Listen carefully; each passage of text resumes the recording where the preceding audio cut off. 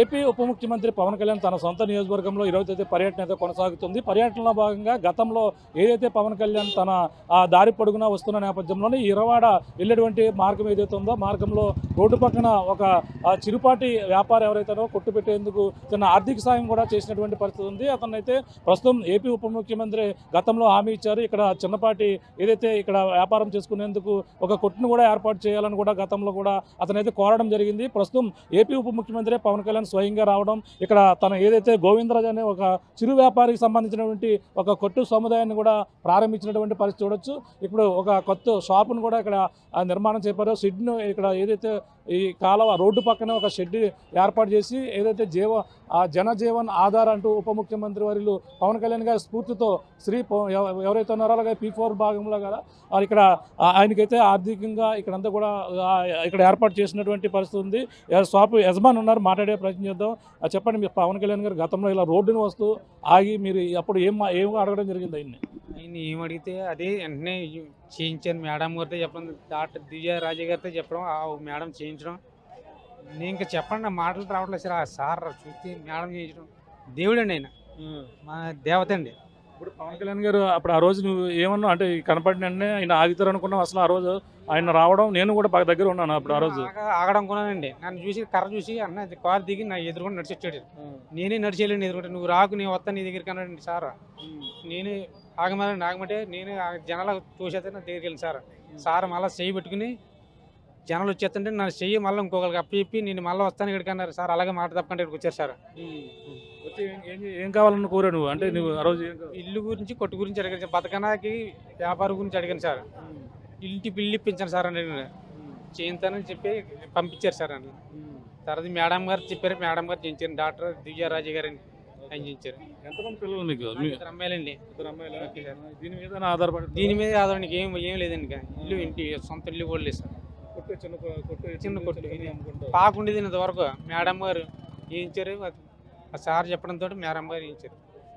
ఇప్పుడు ఎలా అనిపిస్తుంది? పవన్ కళ్యాణ్ గారు వచ్చారు, ఈ షాపు స్వయంగా ఆయన చేతులతో ప్రారంభించారు. ఎలా అనిపిస్తుంది? చాలా ఇంత ఆనందంగా నా జీవితం చివరి క్షణాల దాకా మర్చిపోయాను మేడం గారిని, సార్ని కూడా. నా జీవితం మా కుటుంబం అంతా మర్చిపోతారు. మేడం చెప్పండి, ఏమవుతారు మీరు? భార్యనే. ఏమనిపించింది ఆ రోజు? ఆగితే నిజం అనుకున్నారు? అది నిజం అనుకున్నాం. పవన్ కళ్యాణ్ ఆగుతారా ఆగరు అనుకున్నారు? అనుకున్నామండి, ఆగుతారా ఆగరా అనుకున్నామండి. నేను కూడా లేనండి, పనిలోకి వెళ్ళిపోయానండి. మా పొట్ట గడుపుతో లేదండి, మాకు ఏ ఆదరవ లేదండి. వెళ్తే ఈయన మాట్లాడారటండి. మాట్లాడి నాకు ఇల్లు లేదండి, ఇలా కొట్లో పెట్టుకోవడానికి ఇది కూడా లేదండి, గాలి ఎత్తే వాన వచ్చిన పాక ఎగిరిపోతుందండి, నా పరిస్థితి ఇదేండి అని చెప్పారటండి. అయితే మేడం గారితో చెప్తానని చెప్పి చేయించారు. నాకు ఇప్పుడు చాలా ఆనందంగా ఉందండి. అది ఆనందంగా ఉందండి. దేవుడు వచ్చినట్టండి మాకు. చూస్తున్నా అక్కడ ఒక చిరు వ్యాపారి యొక్క ఆశ కూడా నెరవేర్చారు పవన్ కళ్యాణ్. అంతేకాకుండా ఈ యొక్క షాపుని షెడ్ని నిర్మాణం చేసేందుకు షీ ఫౌండేషన్ ద్వారా అలాగే P4 కార్యక్రమంలో బుర్రా దివ్యరాజు గారు కూడా ఇక్కడ ఉన్నారు, మాట్లాడదాం. కానీ చెప్పండి, ఏంటి పవన్ కళ్యాణ్ గారు గతంలో ఒక ఇలా వచ్చి మార్గ మధ్యలో ఆగారు, అతనికి హామీ ఇచ్చారు, ప్రకారంగా మీరు ఏం చేశారు? నేను ఒక జనసేన వీర మహిళగా మా నాయకుడి యొక్క ఆశీస్సుల్ని ముందుకు తీసుకెళ్ళడానికి నాకు చాలా ఆనందం అనిపిస్తుంది. ఈ అవకాశం కూడా నాకు కలిగినందుకు నేను P4 ద్వారా ఆల్రెడీ ఇక్కడ విలేజెస్ అడాప్ట్ చేసుకున్నాను మా P4 టీంతో. సో అఫీషియల్గా ఆయన ఆఫీస్ నుంచి P4 నుంచి రిక్వెస్ట్ రావడంతో నేను ఇది టేకప్ చేయాలని నిర్ణయించుకొని చేశాను. అంటే ఇప్పుడు గతంలో కలిసిరని మీకు తెలిసిన ఐడియా వచ్చిందండి అప్పుడు? నేను మొన్న నాకు ఆఫీస్ నుంచి ఇంతకుముందు లాస్ట్ మంత్ వచ్చినప్పుడు కాల్ వచ్చిందండి P4 నుంచి, plus deputy CM sir office నుంచి వచ్చింది, ఇట్లా మీరు సోషల్ వెల్ఫేర్లో చేయండి అనేసి. సో ఒకసారి విజిట్ చేయడం జరిగింది. అప్పుడు మొత్తం పాక ఉంది, ఏం లేదు వీళ్ళకి, అండ్ ఆ పక్కన ఆయనకి కూడా ఏమీ లేదు. సో యాక్చువల్గా ఈయనతో ఫస్ట్ స్టార్ట్ చేస్తే ఆయన కూడా నాకు కూడా చేయండి అని రిక్వెస్ట్ చేస్తారు. ఇద్దరు హ్యాండిక్యాప్ పీపులే. సో ఇద్దరికి కంబైన్డ్గా చేయడం జరిగింది. ఒక షాప్తో మొదలుపెట్టి 2 షాపులు. అంటే సామాన్యుల కోరిక ఆయన ఏది కోరుకుంటే సామాన్యులు అది ఇట్టే ఆయన ముందు సార్ వచ్చినప్పుడు అవుతుందా లేదా అనుకున్నారు. ఆయన రాగానే ఇదంతా కూడా నెరవేరింది. ఏమనుకోవాలంటే పిఠాపురంలో నియోజకవర్గంలో సామాన్యులు అందరి ఆశలు నెరవేరుస్తారా? నేను ఒక కార్యకర్తగా, నేను ఒక వీర మహిళగా అండ్ ఆయన ఫాలోవర్గా నేను ఒకటైతే బాగా అబ్జర్వ్ చేశాను, ఆయన ఏ చిన్న విషయాన్ని మర్చిపోరు. ప్రతిదీ ఆయన ఎస్పెషలీ ప్రజాసేవ అన్నా కానీ పేద ప్రజలకు సంబంధించిన విషయం అయితే ఆయన ఖచ్చితంగా నోటెడ్గా గుర్తుంచుకుంటారు. కానీ కరెక్ట్ టైంలో ఎలా ఇంప్లిమెంట్ చేయాలో ఆలోచిస్తారు. ఎందుకంటే ఆయనకి ఇప్పుడు ఇంకా వాస్ట్ వర్క్ ఉంది ఆయనకి, ఇండియా పట్ల ఇంకా డెవలప్మెంటల్ వర్క్స్ పట్ల ఇవన్నీ కూడా చాలా పనులు ఉన్నాయి. కాబట్టి మాలాంటి కార్యకర్తలు ఆయన యొక్క విజన్ని ముందుకు తీసుకెళ్ళడానికి మాకు చాలా ఆనందంగా ఉంది. ఇది చూడొచ్చు, ఒక షాప్ ఇక్కడ పవన్ కళ్యాణ్ ఫోటోతో పాటు మొత్తం అంతా కూడా చాలా ఇక్కడ షాప్ మొత్తం అంతా కూడా ఏర్పాటు చేసిన నేపథ్యంలో ఇక్కడంతా కూడా ఉప ముఖ్యమంత్రి గారి ఫోటో కూడా అక్కడ ఏర్పాటు చేశారు. ఈ యొక్క షాపుతో పాటు మరొక షాపు ఎవరైతే ఇప్పుడు ఫౌండర్ ఎవరైనా డోనరో ఆమె కూడా ఇక్కడ షాపు కూడా ఏర్పాటు చేసినటువంటి పరిస్థితి ఉంది. చెప్పండి, ఏంటి ఇక్కడ పవన్ కళ్యాణ్ గారు మీకు ఏమి చేశారు? అదే మాకు ఇలా వెళ్తా మమ్మల్ని గుర్తించండి, మాకు షెడ్లు వేయించి ఇచ్చారండి. దానిలో మా భాగంగా మా దివ్య మేడం గారు కూడా దగ్గరుండి పనులు పూర్తి చేసి పెట్టారండి. ఎప్పటికప్పుడు సంవత్సరానికి ఒకసారి వేసుకుంటే పడిపోతున్నాయి మా పాకలో. ఆ పాకలు మమ్మల్ని నిలబెట్టి మమ్మల్ని ఎమ్మెల్యే గారు వచ్చిన వాళ్ళు చాలామంది గెలిచిన తర్వాత మమ్మల్ని గుర్తించే వాళ్ళు ఎవరు లేరండి. గెలిచిన తర్వాత కూడా వచ్చి మాలాంటి పేదవాళ్ళ దగ్గర రావాల్సిన ఈయన వచ్చి మమ్మల్ని చూసి చేశారు సార్.